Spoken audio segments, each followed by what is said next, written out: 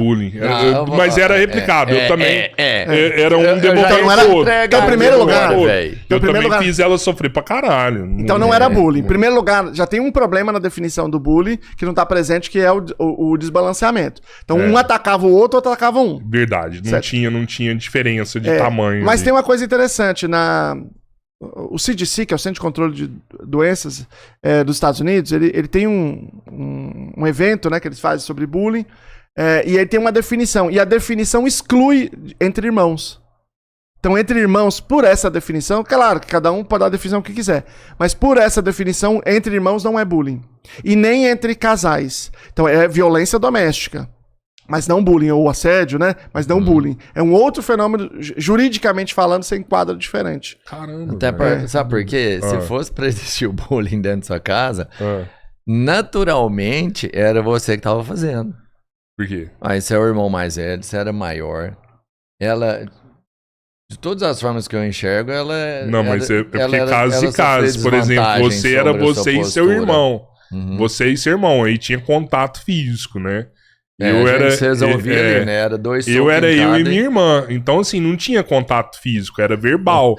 Né? Então, um humilhava o outro verbalmente, entendeu? A gente não se agredia. Não. Até porque se fosse pra agredir, eu era muito mais forte que ela. Né? E se eu agrido minha irmã, eu sempre ia levar. Porque meu pai ia me punir severamente. Né? Então, assim, com razão. Claro, com razão. E então, assim, as nossas agressões sempre foram verbais. Né? E aí na agressão verbal, meu irmão, ganha quem consegue humilhar mais. Aí não tem dessa de era bom ser nessa, mais. Né? Não, igual eu te falei assim, era muito punk, assim, sabe? Porque, mas por exemplo, você sabe a minúcia. Eu humilhava muito ela por ela fez xixi na cama até muito velho, assim, tipo, até 13 anos ela fez xixi na cama. Você continuava fazendo isso. E aí eu pegava e falava assim pros amigos, vem cá pra você ver, minha irmã faz xixi na cama. Né? Era uma forma de eu me vingar dela. Só que, tipo assim, minha irmã ela é bonita até hoje e ela foi uma adolescente linda, maravilhosa, assim, sabe?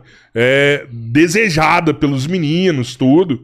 E era uma forma dela me atacar. Falava assim, pô, você é feio demais, ninguém te quer, tal, não sei o quê. E aí entra aquela parada das camadas, assim. Quanto mais próximo de você, é mais complicado, é mais complexo, tá? Uma coisa é, sei lá, uma pessoa que você não conhece falar algo de você. Outra coisa é o seu irmão falar algo de você, né? Porque ele tá muito mais próximo de você. Então é punk. E cada um com seus problemas, viu? Ema, tá? Não adianta você me olhar e tipo assim, não rola nada. Eu não tô diminuindo nada seu aqui não, velho. Deixa eu falar meus rolês, bicho. Não, eu sei, mas é porque quando você fala de bullying dentro de casa, de verdade. Não, o Luciano me explicou agora. Não é. Entre irmão não é. Você falou, beleza. Falei assim, pô, vai querer falar que ele sofria o bullying, você tinha, era você que tava fazendo. Pra mim era isso só. Não, desculpa, Luciano. Não, agora tem um outro fenômeno importante, que tem alguns fenômenos importantes que a gente precisa dizer, e um deles é o cyberbullying. Esse é pesado. Porque, veja, na escola, o professor tá ali, ele pode não ter visto, porque foi em algum lugar da escola que ele não estava olhando. Aliás, essa é uma das estratégias mais importantes do PBAS, é você distribuir os funcionários na escola para ter vigilância em todos os lugares. Hoje, claro, você também tem a possibilidade de ter câmera, né? Então você sabe em todos os lugares o que está acontecendo. Em todo lugar você vê. Porque, principalmente antigamente, quando não tinha câmera, pouco profissional, você ia para lugares da escola, para outro lado da quadra, não sei aonde, que era mais difícil de você controlar. Então, você precisa aumentar a vigilância. Só que essa vigilância, ela não entra no limite digital. A vigilância física, que eu quero dizer, né?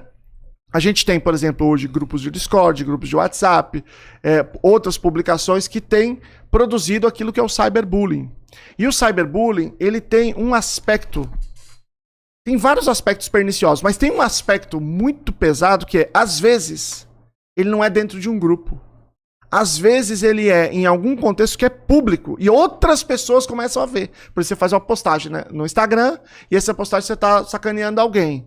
Então a sala ali já sabe, você pode eventualmente ter ou não ter uma referência mais direta à pessoa, mas todo mundo ali já sabe. E outras pessoas que não são da sala também têm contato com aquilo, que não são da escola. Então eles aumentam a probabilidade daquilo que você falou, do bullying acontecer não só com os alunos da sala, mas com os alunos da escola inteira. Né? Se começa a circular na própria escola, por exemplo, no WhatsApp de todo mundo um vídeo de alguém ou alguma coisa que sacanearam com alguém. E isso passa muitas vezes despercebido, porque os pais não estão vendo, o professor não está vendo, que está só no celular deles. E aí muitas vezes isso é muito danoso. Por isso que tem um mérito muito grande a lei que entrou em vigor ano passado, que também criminaliza o cyberbullying. Né? Porque ele justamente entra dentro desse fenômeno, dessa tendência atual, né? Que tem já há alguns anos sido bem importante na escola. Agora o pessoal tá usando até inteligência artificial para Isso que eu ia falar. né? Agora, a inteligência artificial vai piorar muito essa situação. Por quê? Por exemplo, o que eles Foto falam? de pessoas nuas, colocando o rosto Então, de aluno. O que acontecia há um tempo muito atrás? louco, Você sim. tirava uma foto de uma pessoa num frame que não tá muito bom, ou você ou filma a pessoa num momento íntimo, qualquer coisa assim, e aí distribuía. Então isso era bem pesado.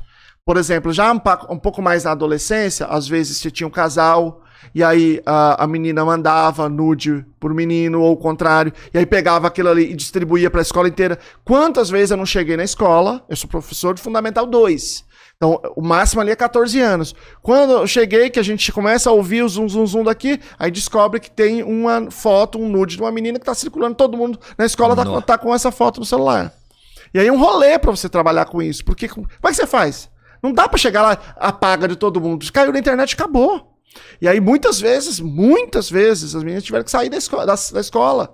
Né? E isso é uma das coisas, por exemplo, que é especialmente violento contra as meninas. É muito mais comum contra as meninas. Sim. Então, várias vezes a gente já passou por isso. Já teve situação de vídeos também de atos sexuais. Né? Então, numa escola que eu dei aula também aconteceu isso, então circulou para todo mundo. Então, é um grande problema. E aí, o que você faz?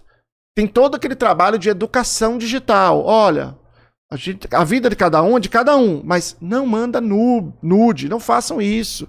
Isso é você se expor, você faz todo um trabalho de educação, legal. Só que hoje, não interessa. Você pega o rosto da pessoa, faz com inteligência artificial e já era. Até você provar que focinho de porco não é tomada, a coisa já caiu na boca do povo. Então isso é muito, muito sério e isso tem que ser responsabilizado seriamente. Responsabilizado aquele indivíduo que fez e os seus pais também. E a escola tem que atuar severamente contra esses casos. Até porque isso aí é crime, né? É crime, claro que é crime. É crime penal. Sim, é. Né? Não, o cyberbullying agora tá no Código Penal e o bullying também tá no Código Penal agora. Ou seja, e como não tem como prender as crianças, apesar que deve mandar, pode acontecer de ter que mandar para uma fundação casa. Sim, é né? uma medida socioeducativa. O que vários pais desconhecem, né? E aí depois ainda ter uma ação do... Como fala na civil, né? Indenização. Tem. Indenização. Civil, não vai para penal, civil, né? Mas aí mesmo. vai para civil depois, né? Pô, mas os aí... pais podem ser responsabilizados, sim, por negligência, nesse caso, né? Se houver o entendimento de que os pais não acompanharam aquele caso, não instruíram, não apoiaram seus filhos, eles podem ser, sim, processados criminalmente também por negligência. Mas o grande ato aí realmente é a prevenção. Porque mesmo que não seja, vamos pensar na nova tecnologia, com a IA, se sair uma coisa dessa, de uma garota de 14 anos, começando a vida dela, a adolescência dela, que é o relacionamento mais próximo de outras pessoas, sair, passear, começar a vida dela mesmo. Sai uma imagem dessa aí. Cara, depois pode provar que foi a IA. Sabe quando você abre o travesseiro cheio de peninhas de ganso, ali, milhares, e você joga pra cima? Você pode juntar aquilo. Milhões dessas peninhas, nunca mais você vai pegar pra trás. Pro resto da vida, vai estar manchado. Ela vai passar, alguém vai falar assim...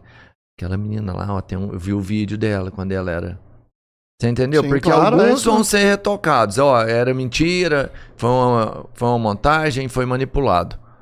Mas depois que você jogou isso no mundo, é irreversível. E mesmo que ela tivesse mandado a imagem pra alguém, que ela tivesse mandado pro namorado, quer dizer, o problema o problema é o mesmo, é irreversível. E às vezes, ela vai pra um outro lugar, ela vai pra outra escola e chega lá no outro lugar. Sim. Porque a internet é isso. Acabou a vida dessa menina. Você percebe? Eu falo assim, o relacionamento dela futuro, muita gente vai virar e falar assim, não quero ficar com essa menina porque tem um vídeo dela aqui, ó. Você não entendeu? Isso cria um estigma em cima da pessoa, né? Exatamente.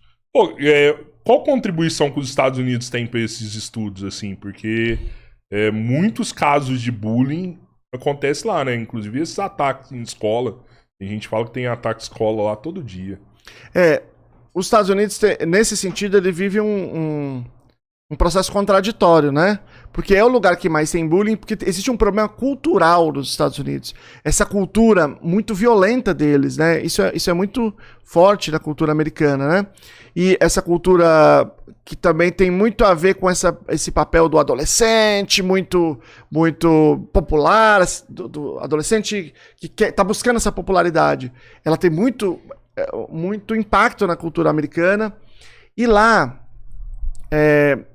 Já aconteceu, o que acontece também no Brasil, né? Que tem acontecido no Brasil, que é uma erosão da autoridade. A autoridade dos pais e a autoridade educacional dos professores, né? Então tudo isso contribui com esse processo. Ao mesmo tempo, eles são o país que mais investe em pesquisa. Então você tem estratégias lá que são estratégias muito boas, né? De como lidar com isso. Acontece que a máquina de produção de problemas de comportamento é mais forte ainda do que de estratégias. De solução. Uhum. Então, no final das contas, você tem, via de regra, né? Algumas áreas lá que são de excelência. Por exemplo, educação especial de lá dá pau em qualquer lugar do mundo de longe. Tem na Finlândia? Tem na Finlândia. A educação especial de lá é melhor. Caramba. Então lá é muito bom a educação especial. Porque lá teve um movimento de pais organizado, barra pesada, assim. Principalmente pais de autistas que fizeram muita coisa lá. Então lá realmente, nessa área, eles destroem. Agora, na área de educação, de modo geral, eles têm problema de desempenho escolar. Então, aí Finlândia está muito na frente deles. Mas a educação de lá é muito boa. Eu já conversei com pessoas que estudaram lá. Depende do lugar. High skill e tal, não sei o quê. Então, depende do lugar e depende de muitas coisas. Tem certas áreas que eles são melhores, outras são piores. Mas, por exemplo, quando você olha os rankings, eles não estão em primeiro nesses rankings, por exemplo. Comparando o tanto de dinheiro que eles têm, né? Então eles têm problemas educacionais importantes. Esse é um dos problemas. Mas um dos problemas que é, por exemplo, cultura da arma lá, que é muito forte. Então todo adolescente... O acesso à arma ali, tem lugar lá, no Texas, por exemplo, que a criança abre uma conta no banco e recebe uma arma. Sim. Criança, não tô falando de adolescente. Criança. Então tem uma cultura de acesso à arma, uma cultura de violência que é muito forte. E aí isso se choca, né? Mas... as principais pesquisas são lá. O PBIS foi um sistema que nasceu lá, chamava PBS no começo, que é do Horner e Chugai, quando eles inventaram lá na década de 90, eu acho, começo da década de 90. E hoje, 22 países, está na lei de 22 países, inclusive a Finlândia. Eu fui numa loja de armas lá nos Estados Unidos e qualquer adolescente, criança, poderia entrar lá e pegar uma arma lá e ir pro stand de tiro, pagar por isso... e atirar lá, não tem problema nenhum. Eu não vou no lugar só nas armas de calibre automático, essas não. Essas você precisava de um maior de 21 anos pra acompanhar você. Mas do contrário, cara, um semiautomático, uma pessoa de 12 anos poderia ir lá pagar, pegar um semiautomático estado que é? E atirar na Flórida. Agora vai no Texas pra você ver. É mais fácil ainda, né? Muito mais fácil. Muito mais fácil. Talvez lá você pode pegar automático lá. Mas o que eu penso é o seguinte, no lugar desse, eu não acho que seja o pior dos mundos. Ah, não. Porque você vai lá e eu falo assim, a arma na mão de uma criança, por exemplo, ou de um jovem, e aí eu penso, por exemplo, numa Olimpíada. Ele pode ser um atleta olímpico, um atirador e tal, um esportista realmente, um cara disciplinado, que dedica, que tem concentração. O problema é a arma na rua realmente. O que eu falo é o seguinte, a arma, pra mim, ela é de verdade um instrumento. Não acho que você tem... Eu não tenho arma em casa. Não, se você quiser ter, eu não tenho problema com isso, é a sua vida, cada um sabe o que faz. A arma é um instrumento, é como você vai se educar para ter um instrumento desse. Assim como é o carro. O carro é uma arma. Né? Você vê acidente aí, eu acho que talvez o carro seja a arma que mais mate no Brasil. Você deixaria seu filho estudar numa escola que pode entrar com arma? Exatamente o que eu ia falar agora. Escuta, qual é a idade do meu filho? Você entendeu? Porque é só um instrumento. Você daria um carro pro seu filho pra... Você dá um carro pro seu filho pra escola agora? Você daria? Não, mas então, é isso. A questão porque quando você fala assim, você deixa seu filho estudar em uma escola que tem arma? Não, é óbvio que não, porque ele é uma criança. Sim. Agora, é uma ideia tão fora da realidade que é digna de risada, realmente. Não, mas se você pensa num contexto ideal, você tem que pensar sobre isso. Não, mas a questão na escola pública os moleques entram com um canivete aí. Você quer que seu filho leve uma arma? Porra, se não for pra ele não morrer, eu prefiro que isso. Não, mas veja, a questão é a seguinte, ó. Não são mentirosos. Qualquer escola tem pessoas violentas, qualquer uma. E qual que é o instrumento que elas podem utilizar? Os punhos. Então elas vão ser violentas porque são violentas, e isso vai gerar um certo prejuízo. Se você permite que eles levem outro instrumento, que é a arma, eles vão continuar sendo violentos, porque você não tem como eliminar isso. Exato. Só que esta violência vai trazer um resultado irreversível e múltiplo. Esse que é o grande problema, entende? Entendo, mas quando eu falo de uma arma na mão de qualquer pessoa, e aí a associação que eu faço é muito lógica. É a mesma de um carro. Você não pode dar o carro na mão de qualquer pessoa. Você tem que ter carteira, por Isso, exemplo. exatamente. E a arma, pra mim, é a mesma coisa. Não é arma pra todo mundo. Porque uma escola com criança de armas, tá louco? Quem que pensa uma coisa dessa? Sabe, pô, uma escola com todo cheio de criança armado? Cara, pode ser um estilete. Pra mim já tá errado. A criança não pode ter nenhum estilete. Lá nos Estados Unidos tem atentado em escola todo dia com arma de fogo. Agora, o que eu falo é sobre armas, exatamente, é sobre o poder de capacidade de entendimento do que você tem na mão. E criança não tem nem discutir. Aí você vira e fala assim, porra, vou ter uma arma, você quer que seu menino vá pra escola com armas? Você tá louco, meu irmão? O que passa na sua cabeça? O negócio é a facilidade que você tem pra adquirir uma arma, você né? entendeu? E às vezes não é adquirir. Não vai pedir, pai, eu vou levar a arma. Não acontece isso. E é o que eu te pergunto, você vai dar seu carro pra dirigir, seu filho dirigir um carro antes da habilitação? Não. Lógico que não. E o que eu falo sobre armas, eu não tenho. Então, assim, eu tô defendendo um ponto que não é a arma que é o problema.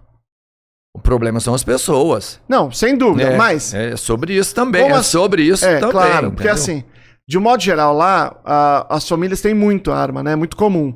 E aí a pessoa não guarda direito, porque às vezes quer ter fácil na mão se precisar, e aí as crianças pegam, adolescentes pegam, levam pra escola e gera todo esse problema. Né? Eu até acho que lá, se tiver aqui, é pior do que lá, tá? Assim, não. Pode falar, quer que dá... Sim, talvez seja pior. E lá os pais ensinam os filhos também a caçar desde pequeno, né?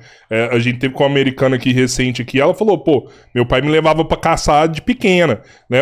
Esse dia eu tava vendo o Royce Grace, que mora lá na Flórida, lá, ele tem 3 filhos dentro de casa, e falou, cara, minha filha, de 14 anos, ela tem uma arma. Ele deu arma pros filhos dele. 14 anos, ela tem uma arma. Né? Então, assim, ela já é uma arma, né? Não, porque os a filha do Royce Grace já é uma arma, mano. Ainda tem esse incentivo dos pais lá de, vem manusear a arma e tal. Não, se o Royce Grace falou que tá certo, eu não vou discordar dele, não, irmão. Aí você pode peitar quem você quiser, eu não peito ali, não.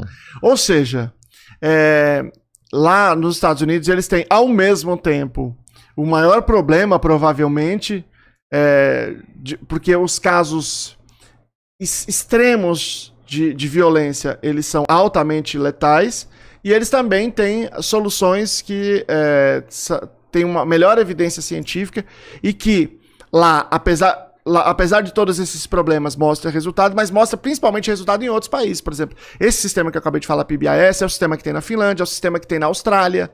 Então, se você pega os dados que tem na Austrália, que não tem mesmo esse mesmo problema em termos de ataques em escolas, né? Os dados da Austrália são excelentes. Quer dizer, o procedimento é muito bom. Só que lá você tem outros complicadores que acabam criando esse contexto, né? Quando ele é implementado com bastante sucesso.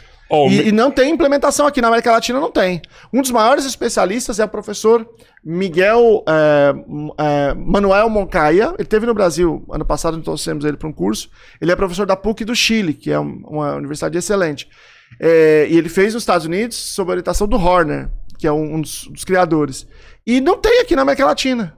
Nós temos um dos maiores especialistas aqui na América Latina, mas ele não tem implementação. Por que os sistemas não implementam? É uma coisa muito difícil de você entender por que você não pega as melhores práticas e não põe pra rodar aqui. Não dá pra acreditar, né? O Menawar mandou um superchat aqui. Menawar é membro, né? Membro do canal. O Menawar. Exato. Dê boas-vindas para os novos membros, viu? O Robertinho entrou um tanto aí, viu? Pô, valeu, galera. Já se inscreve no canal, dá like, compartilha isso aí. Eu sempre falo, se puder, seja membro. E já vou aproveitar que tô falando com vocês, a gente tá concorrendo no IBEST, então se puder ir lá e votar na agenda do podcast 3 Irmãos, é muito importante isso também. Esse assunto é bom, hein? Luciel manja pra caramba disso aqui. O Luciel manja de um monte de coisa. Porra, parabéns, mano. Assim, a gente vê você falando de autismo com tanta propriedade, com tanta responsabilidade.